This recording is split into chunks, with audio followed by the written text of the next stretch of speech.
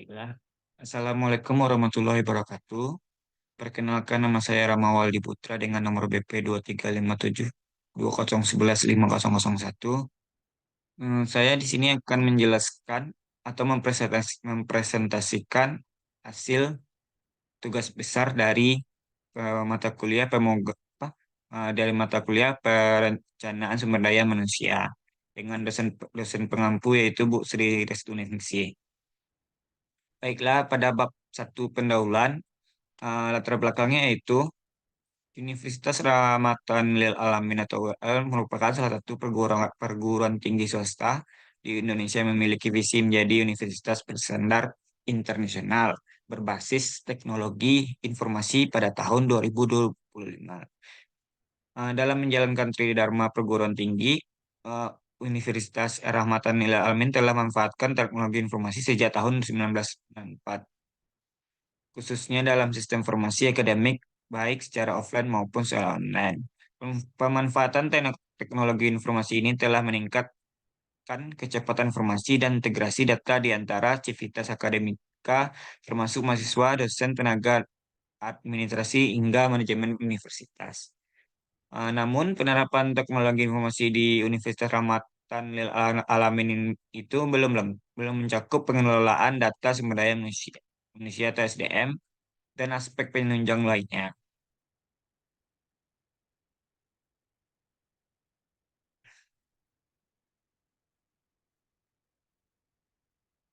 Pengelolaan data SDM di Universitas Rahmatan Alamin saat ini dilakukan oleh bagian tata usaha secara manual.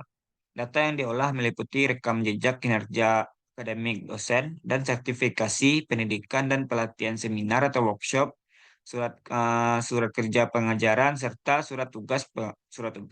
Pengolahan manual ini menyebabkan berbagai kendala seperti kesulitan dalam memantau masa berlaku surat kerja, mengakses data secara cepat, dan menyediakan laporan statistik kinerja karyawan serta dosen secara otomatis.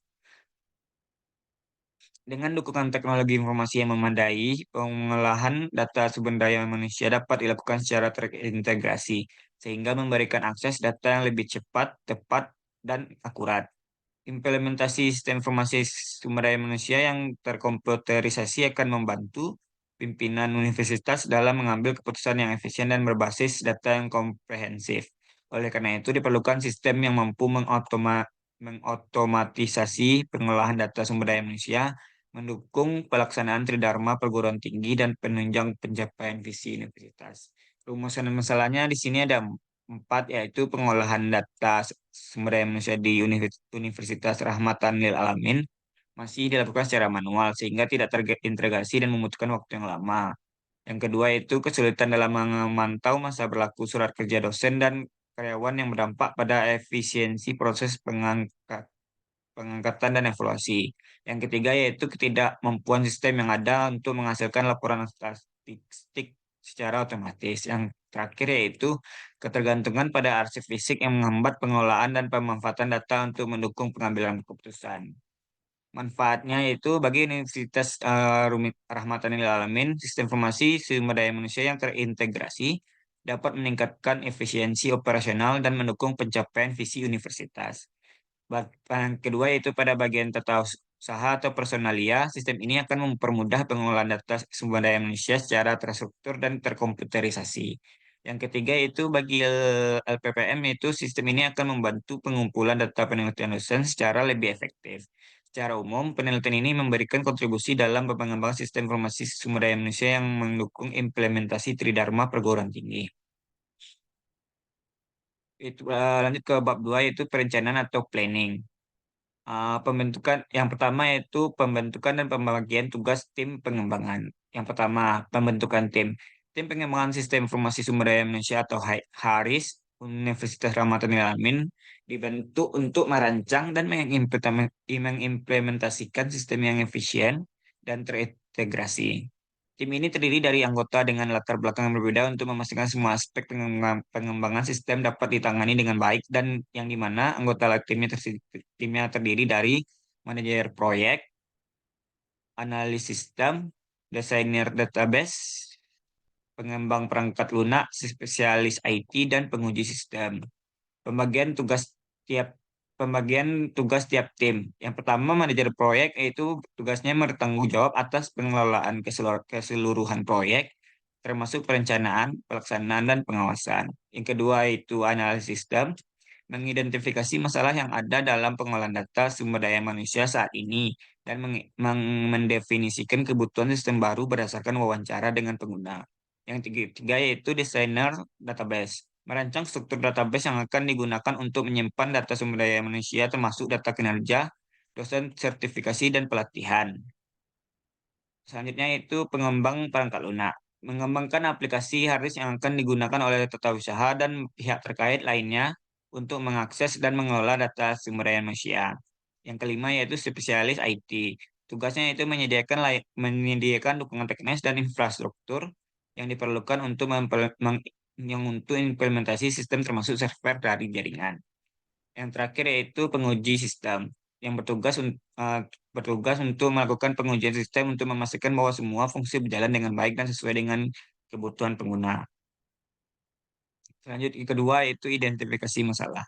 Masalah yang dihadapi oleh Universitas Rahmat Tanlil Alamin atau URL ada lima, yaitu pengolahan data sumber daya manusia yang secara manual, kurangnya integritas data, kesulitan dalam mengakses data, monitoring kinerja yang tidak efisien, dan keterbatasan dalam pengumpulan dan data penelitian. Dampaknya yaitu efisiensi administrasi yang rendah, mengambil keputusan yang tidak akurat. Yang ketiga yaitu kinerja sumber daya manusia sulit dievaluasi. Terus yang ketiga yaitu mendefinisikan tujuan dan ruang lingkup pengembangan. Yang pertama yaitu tujuan. Tujuan di sini ada empat. Yang pertama itu mengembangkan sistem informasi sumber daya manusia yang terintegrasi untuk mendukung pengelolaan data di data sumber daya manusia di Universitas Rahmatan Lil Alamin. Yang kedua itu meningkatkan efisiensi dalam pengolahan data sumber daya manusia melalui otomatisasi proses. Yang tiga yaitu menyediakan laporan statistik kinerja dosen dan karyawan secara cepat dan akurat. Yang terakhir yaitu mendukung pengambilan keputusan berbasis data dengan menyediakan akses instan ke data sumber daya manusia. Yang kedua yaitu ruang lingkup pengembangan. Makalah ini difokuskan pada pengembangan sistem informasi sumber daya manusia yang mencakup pengelolaan data kinerja, akademik, dosen, kinerja karyawan, pendidikan dan pelatihan seminar atau workshop, SK, surat kerja pengajaran, surat tugas, dan dewa cuti. Sistem yang dikembangkan akan diimplementasikan di Universitas Rahmatan Lil Alamin sebagai studi kasus dengan tujuan meningkatkan integrasi data dan efisiensi proses administrasi. Baiklah, lanjut ke bab 3 yaitu analisis. Analisis yang pertama yaitu analisis masalah dan risiko sistem yang sedang berjalan. Yang pertama masalah. Pengolahan data sumber daya manusia di Universitas Rahmatan Lil Alamin saat ini dilakukan secara manual yang mengakibatkan pertama proses yang lambat dalam penyediaan laporan dan statistik kinerja. Yang kedua yaitu kesulitan dalam mengakses data yang diperlukan secara instan.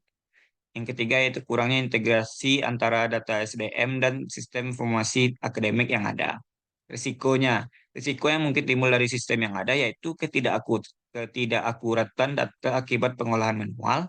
Yang kedua yaitu keterlambatan dalam pengambilan keputusan yang dapat mempengaruhi kinerja universitas. Yang ketiga yaitu potensi kehilangan data penting yang disimpan dalam bentuk arsip kertas. Selanjutnya yaitu analisis kebutuhan sistem. Kebutuhan sistem baru yaitu ada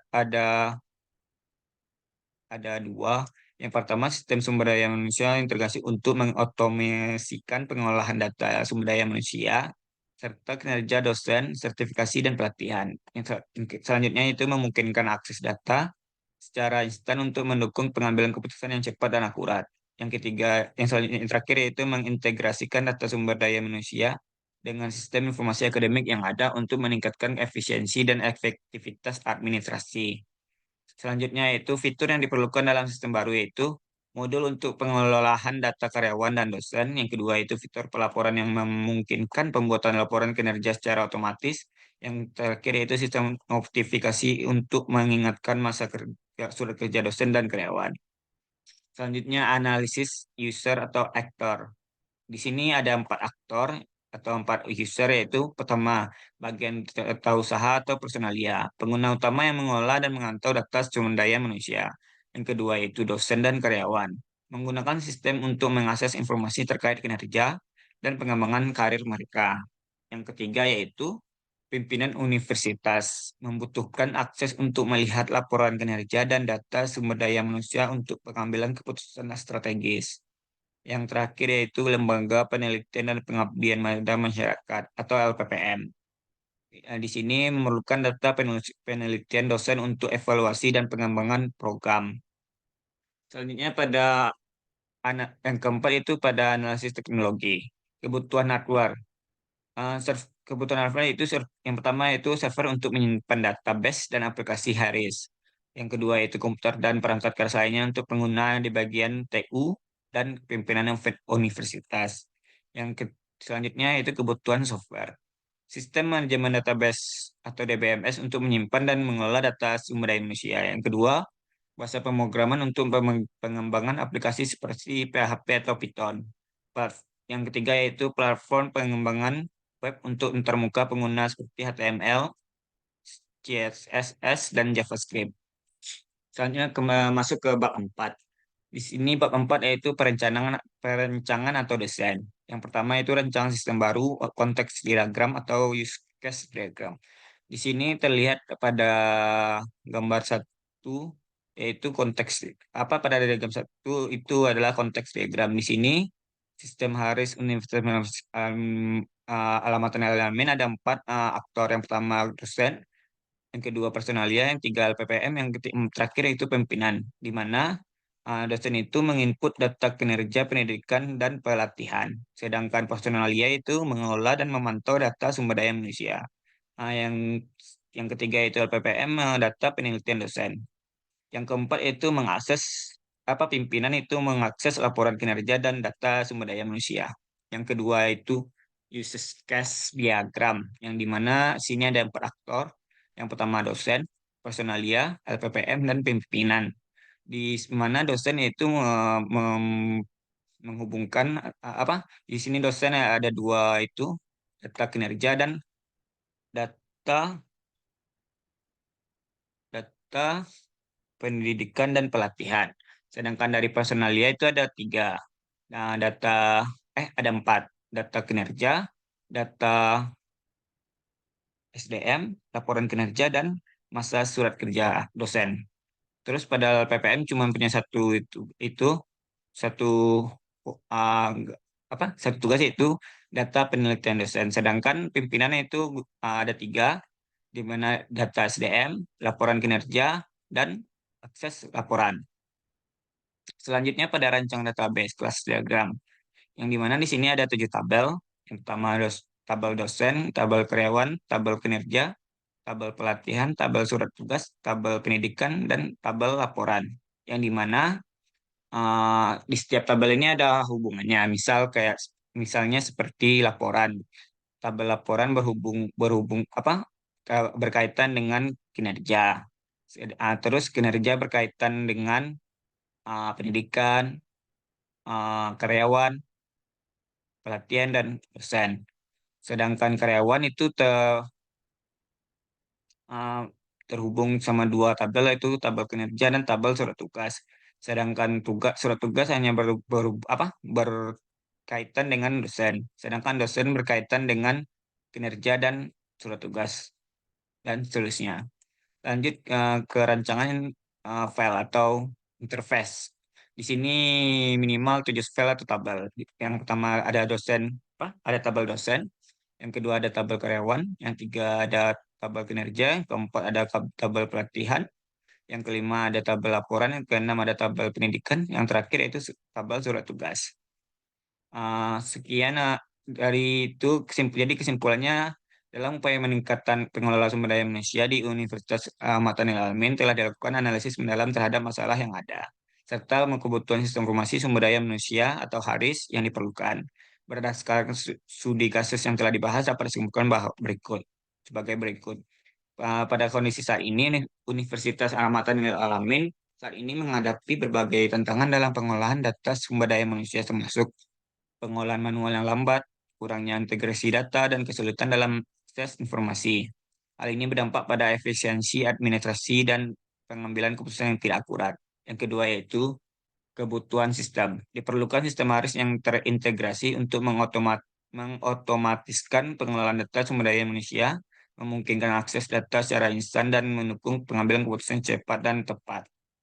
Fitur-fitur seperti modul pengelolaan data karyawan, pelaporan otomatis, dan sistem notifikasi sangat penting untuk meningkatkan kinerja administrasi. Yang ketiga yaitu analisis pengguna dan teknologi. Identifikasi pengguna sistem menunjukkan bahwa bagian usaha, dosen, karyawan, pimpinan universitas, dan LPPM adalah aktor kunci yang akan memanfaatkan sistem baru. Selain itu, analisis teknologi menunjukkan bahwa kebutuhan hardware dan software yang tepat harus dipenuhi untuk mendukung implementasi sistem HARIS yang efektif. Yang terakhir yaitu dampak positif. Dengan implementasi sistem HARIS, yang dirancang sesuai dengan kebutuhan, diharapkan Universitas Rahmatul Alamin dapat meningkatkan efisiensi pengelolaan sumber daya manusia, mempercepat proses pengambilan keputusan, dan mendukung pencapaian visi universitas untuk menjadi institusi bersandar internasional berbasis teknologi informasi pada tahun 2025. Sekian dari saya. Bila ada salah kata atau salah penyampaian, uh, saya sudah sampai di sini. Assalamualaikum warahmatullahi wabarakatuh.